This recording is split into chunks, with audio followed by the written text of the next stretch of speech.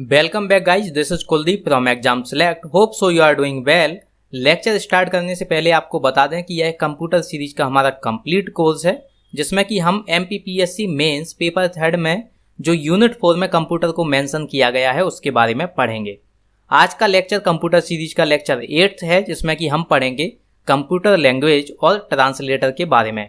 यानी कि हम पढ़ेंगे कंप्यूटर की भाषाएं और भाषाओं को जो अनुवादित करते हैं उनके बारे में। लास्ट लेक्चर में हमने पढ़ा था विंडोज और माइक्रोसॉफ्ट ऑफिस के बारे में, और इस लेक्चर से पहले आप बाकी के सारे लेक्चर्स, पिछले सारे लेक्चर्स देख लीजिए। यदि आप उन सभी लेक्चर्स को देख चुके हैं तो चलिए दोस्तों शुरू करते हैं आज का लेक्चर। आज हम पढ़ेंगे कंप्यूटर भाषा और भाषा अनुवादक के बारे में। पहले हम देखेंगे दोस्तों कंप्यूटर की भाषा क्या होती है, तो इन कंप्यूटर की भाषाओं को पहले देखेंगे। कंप्यूटर भाषा यानी कि भाषा, जैसे कि हर देश राज्य में अपनी एक भाषा होती है जिसके माध्यम से हम एक दूसरों की बातों को समझ पाते हैं, अपने विचारों को व्यक्त कर पाते हैं। उसी प्रकार से कंप्यूटर की भी एक लैंग्वेज होती है जो कि गणनाएं करता है और परिणाम देती है, और जो कि कंप्यूटर और यूजर के बीच में एक माध्यम का काम करती है। यह एक माध्यम होती है यूजर और कंप्यूटर के बीच में, जिससे कि यूजर की सभी बातों को कंप्यूटर समझता है, गणनाएं करता है यानी कि कैलकुलेशन करता है और रिजल्ट देता है। तो भाषा क्या होती है कंप्यूटर की? कंप्यूटर की भाषा जो कि कंप्यूटर समझता है, यूजर द्वारा दी गई जो भी इंफॉर्मेशन है उसको कैलकुलेट करता है और फिर उसका रिजल्ट देता है। किसके माध्यम से? यह होता है कंप्यूटर की भाषा के माध्यम से। प्रोग्रामिंग भाषा कंप्यूटर की भाषा है जिसे कंप्यूटर के विद्वानों ने कंप्यूटर पर एप्लीकेशन को विकसित करने के लिए डिजाइन किया है। यानी कि जो भी कंप्यूटर की भाषाएं डिजाइन की गई हैं उनको कंप्यूटर पर एप्लीकेशन को विकसित करने के लिए डिजाइन किया गया है। तो आप याद रखिएगा, प्रोग्रामिंग भाषा कंप्यूटर की भाषाएं जिन्हें कि एप्लीकेशन को विकसित करने के लिए डिजाइन किया गया है। प्रोग्रामिंग भाषाओं के प्रकार देख लेते हैं, किन किन टाइप की प्रोग्रामिंग भाषाएं होती हैं या लैंग्वेज होती हैं। कुछ को हम समझ पाते हैं और कुछ लैंग्वेज को केवल कंप्यूटर ही समझ पाता है। जैसे कि यदि आप कंप्यूटर लैंग्वेज के बारे में जानते हैं तो कंप्यूटर लैंग्वेज समझता है बाइनरी लैंग्वेज, यानी कि 0101। इस लैंग्वेज को हम कहते हैं बाइनरी लैंग्वेज, और इसी को केवल कंप्यूटर समझता है। जिन भाषाओं को केवल कंप्यूटर समझता है उनको आमतौर पर क्या कहते हैं? उनको कहते हैं निम्न स्तरीय भाषा, यानी कि low level language. Low level language यानी कि निम्न स्तरीय भाषाएं जो कि कंप्यूटर समझता है और हम नहीं समझ पाते हैं। जिन भाषाओं को हम समझ सकते हैं और उन्हें कंप्यूटर नहीं समझ पाता है, उन भाषाओं को क्या कहते हैं? उन्हें कहते हैं उच्च स्तरीय भाषा, यानी कि हाई लेवल लैंग्वेज। तो याद रखिएगा, जिन भाषाओं को केवल कंप्यूटर समझता है उन्हें कहते हैं निम्न स्तरीय भाषा, यानी कि लो लेवल लैंग्वेज, और जिन्हें हम समझते हैं उन्हें कहते हैं हाई लेवल लैंग्वेज, यानी कि उच्च स्तरीय भाषाएं। निम्न स्तरीय भाषाएं क्या होती हैं? वह लैंग्वेज जो अपने संकेतों को मशीनों द्वारा संकेतों में बदलने के लिए किसी अनुवादक यानी ट्रांसलेटर को सम्मिलित नहीं करता है, उसे निम्न स्तरीय भाषा कहते हैं। रिपीट करते हैं, वह भाषाएं जो अपने संकेतों को मशीन संकेतों में बदलने के लिए किसी भी अनुवादक का यूज नहीं करती हैं या उसको सम्मिलित नहीं करती हैं, उन्हें कहते हैं निम्न स्तरीय भाषाएं। यानी कि यदि आप उसे कंप्यूटर सिस्टम को बाइनरी में यदि आप कोई कमांड देते हैं तो उसे कोई भी ट्रांसलेटर की ज़रूरत नहीं है, वह खुद ही में समझ जाएगा कि आपने कौन सी कमांड दी हुई है। तो इसमें इसको जो भी हम बाइनरी कमांड देते हैं कंप्यूटर को, उसमें उसको ट्रांसलेटर की ज़रूरत नहीं पड़ती है, और उन्हें कहते हैं निम्न स्तरीय भाषा। याद रखिएगा, निम्न स्तरीय भाषा के कोड को किसी तरह से अनुवाद करने की आवश्यकता नहीं होती है। हमने अभी देखा, इसे ट्रांसलेट करने की ज़रूरत नहीं होती है, यानी कि हमें कोई भी ट्रांसलेटर की उपयोग इसमें नहीं लेना पड़ता है। यह दो प्रकार की होती हैं। लो लेवल लैंग्वेज दो प्रकार की भाषाएं होती हैं, जो कि होती है एक मशीनी भाषा यानी कि मशीन लैंग्वेज, और दूसरी होती है असेंबली लैंग्वेज यानी कि असेंबली भाषा। तो इन दोनों के बारे में एक एक से देख लेते हैं क्या होती हैं ये दोनों।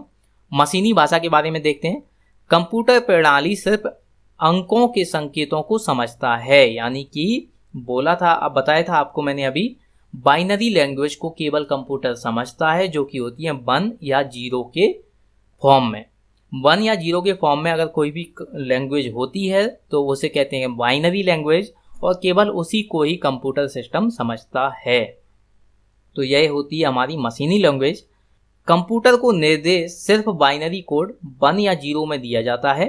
जो निर्देश बाइनरी कोड में देते हैं उन्हें मशीनी भाषा कहते हैं, यानी कि जो भी हमारे बाइनरी कोड होते हैं वह होते हैं हमारे मशीनी भाषा। ये सही है, याद रखिएगा इसे। अब देखते हैं असेंबली लैंग्वेज क्या होती है, यानी कि असेंबली भाषा क्या होती है। असेंबली भाषा में निर्देश अंग्रेजी के शब्दों में या अंग्रेजी के शब्दों के रूप में दिए जाते हैं, जैसे कि NOV, ADD, SUB, यानी कि इनका मतलब होता है ऐड, सब यानी सब्ट्रैक्ट आदि। इसे इनको कहते हैं मिनोमिक कोड, यानी कि निमोनिक कोड कहते हैं जिन्हें। वह होती है हमारी असेंबली भाषा।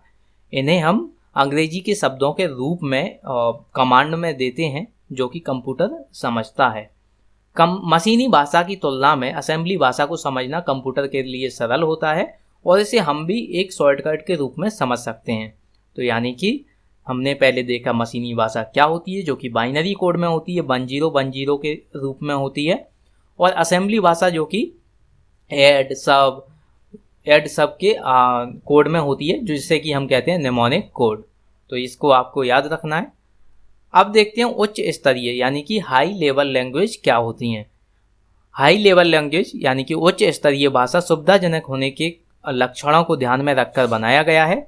इसका अर्थ यह है कि भाषा मशीन पर निर्भर करती है, यानी कि यह डिपेंडेड होती है मशीन पर, इंडिपेंडेंट नहीं होती है।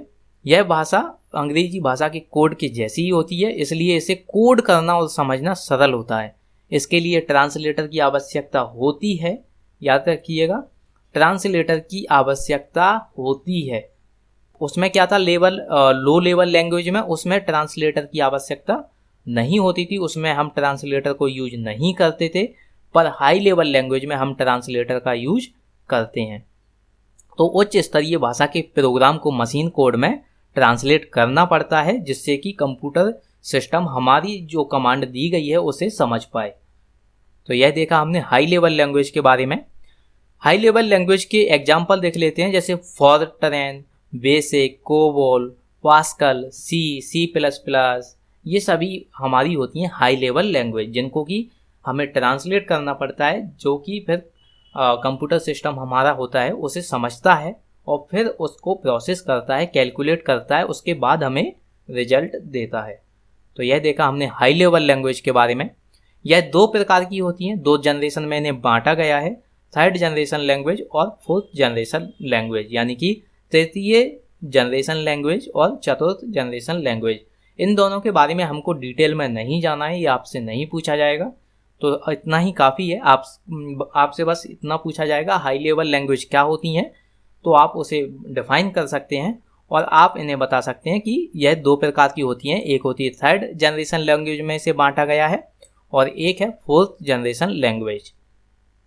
तो यह देखा हमने कंप्यूटर लैंग्वेज के बारे में। अब देखते हैं दोस्तों कंप्यूटर लैंग्वेज ट्रांसलेटर के बारे में, यानी कि लैंग्वेज ट्रांसलेटर भाषा अनुवादक के बारे में अब देखते हैं। भाषा अनुवादक की ज़रूरत हमें क्यों होती है, पहले तो यह देखेंगे कि लैंग्वेज ट्रांसलेटर की हमें ज़रूरत आखिर होती क्यों है। तो जो भी कंप्यूटर में जो मशीनी लैंग्वेज के अतिरिक्त जो भी सभी प्रोग्रामिंग भाषाएं हैं, यानी कि C++, जिनमें कि 0 1 के अलावा अन्य अंक शब्द बाकी सब सम्मिलित होते हैं, उन्हें कंप्यूटर सीधे पढ़ नहीं पाता है, समझ नहीं पाता है। इसलिए हमें ज़रूरत पड़ती है ट्रांसलेटर की, जो कि इन सभी लैंग्वेज को, शब्दों को ट्रांसलेट करता है मशीनी भाषा में, यानी कि बाइनरी अंकों में उसे ट्रांसलेट करता है, जो कि कंप्यूटर समझता है। उसके बाद कंप्यूटर कैलकुलेशन करता है और फिर उसके बाद रिजल्ट देता है। यानी कि मशीनी भाषा के अतिरिक्त सभी प्रोग्रामिंग भाषाएं जो कि 0 1 के अलावा अन्य अंकों और शब्दों का प्रयोग होता है, लेकिन कंप्यूटर इसे सीधे नहीं पढ़ पाता है। इसलिए हमें भाषा अनुवादक को इन अंकों और शब्दों को मशीनी भाषा अथवा बाइनरी अंकों में बदलने के लिए यूज करना होता है, जो कि कंप्यूटर इसे आसानी से पढ़ सके और प्रोग्राम के अनुसार काम कर सके। यानी कि हमें इसीलिए कंप्यूटर लैंग्वेज में ट्रांसलेट करने के लिए भाषा अनुवादक यानी कि लैंग्वेज ट्रांसलेटर का इम्पोर्टेंस होता है। इसमें हमें इसकी ज़रूरत पड़ती है, जिससे कि हम सभी जो भी हमारी प्रोग्रामिंग लैंग्वेज हैं उसे हम ट्रांसलेट कर सकें, जो कि हमारा कंप्यूटर उसे समझ सके। आगे देखते हैं दोस्तों प्रोग्रामिंग ट्रांसलेटर, उनके बारे में देखते हैं, इनके कितने प्रकार होते हैं, यानी कि प्रोग्राम अनुवादक के प्रकार कितने होते हैं यह देखते हैं। इसके 3 प्रकार होते हैं। पहला होता है असेंबलर, दूसरा होता है कंपाइलर और तीसरा होता है इंटरप्रेटर। यानी कि प्रोग्राम अनुवादक के 3 प्रकार होते हैं, असेंबलर, कंपाइलर और इंटरप्रेटर। एक एक से सभी को देखते हैं। असेंबलर क्या होता है? असेंबलर कंप्यूटर का वह प्रोग्राम होता है जो असेंबली भाषा में लिखे गए कोड, जैसे जो कि निमोनिक कोड होते हैं, उन्हें मशीनी भाषा यानी कि बाइनरी कोड में बदल देता है और कंप्यूटर को बाइनरी के सिद्धांत पर चलाता है, जो कि 0 और 1 की भाषा ही समझता है। यानी कि कंप्यूटर जो 0 1 की भाषा समझता है, जैसे कि हम बाइनरी कोड कहते हैं, बाइनरी लैंग्वेज कहते हैं, उसमें असेंबलर इसे ट्रांसलेट कर देता है। तो यह देखा हमने असेंबलर के बारे में। अब देखते हैं कंपाइलर के बारे में। कंपाइलर क्या होता है? कंपाइलर यानी कि उच्च स्तरीय कंप्यूटर भाषाएं जैसे कि C++, जावा में जो भी लिखे गए प्रोग्राम्स का सोर्स कोड होता है, उनको यह ऑब्जेक्ट कोड में बदलता है। ऑब्जेक्ट कोड यानी कि बाइनरी कोड होते हैं। यदि आपसे पूछा जाए कि ऑब्जेक्ट कोड को हम और किस नाम से जानते हैं, तो हम ऑब्जेक्ट कोड को जानते हैं बाइनरी कोड से भी। तो यह उन्हें ऑब्जेक्ट कोड या बाइनरी कोड में बदल देता है, जिन्हें कि कंप्यूटर समझता है।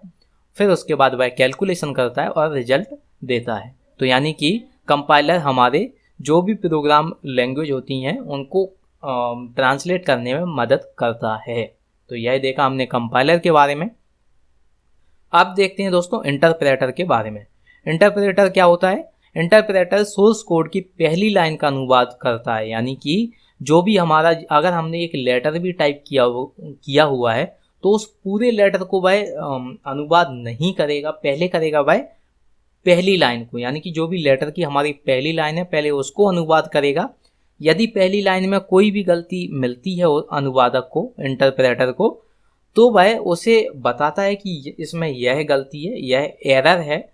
और जब तक हम उस लाइन को संशोधित नहीं कर देते, यानी कि पूरी तरह से ठीक नहीं कर देते हैं, तब तक वह आगे नहीं जाता है। यानी कि जब तक वह हम पहली लाइन को नहीं सुधार देते, पूरी तरह से सही नहीं कर देते हैं, वह उसी पर ही अटका रहेगा, अगली वाली लाइन पर नहीं जाएगा। और यह एक एक से सारी लाइनों को अनुवाद करता है, एक एक से सभी लाइनों का अनुवाद करता है, और जैसे ही एंड होता है यह आपको रिजल्ट दे देता है। तो यह देखा हमने इंटरप्रेटर के बारे में। आज का लेक्चर काफ़ी शॉर्ट था, तो आज के लेक्चर में इतना ही। यदि आपको यह वीडियो पसंद आई हो तो फीडबैक जरूर दीजिएगा, कमेंट करके बताइएगा। Thank you for watching this. Have a good day.